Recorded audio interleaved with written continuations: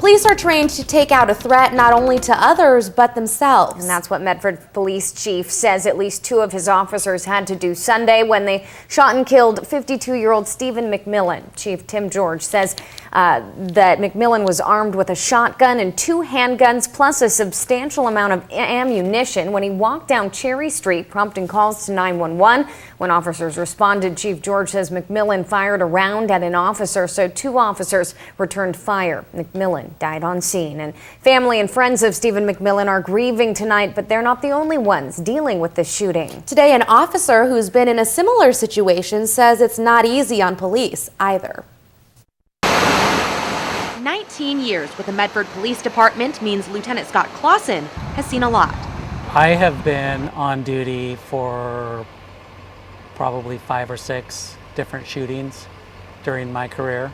Clausen's last officer-involved shooting about 7 years ago. Every once in a while I think about it. And he says it's not always easy for cops to bounce back from a threatening situation where they decided they had to take action. The officers are real people. It's not like TV where they can come back to work and come back on shift an hour later. According to Clausen, officers often experience mixed emotions.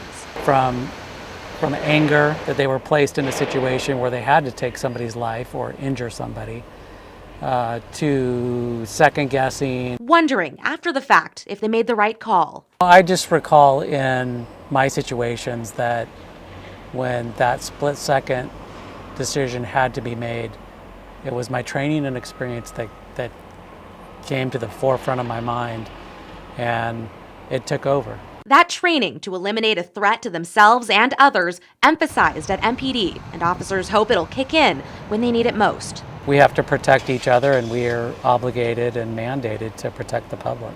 With that responsibility, hard decisions are often made in an instant, and police say they rely on their training and experience to deal with danger. Lieutenant Scott Clausen says MPD has follow-up care for officers and their families. Clausen says his focus now is to provide support to officers involved in Sunday's shooting.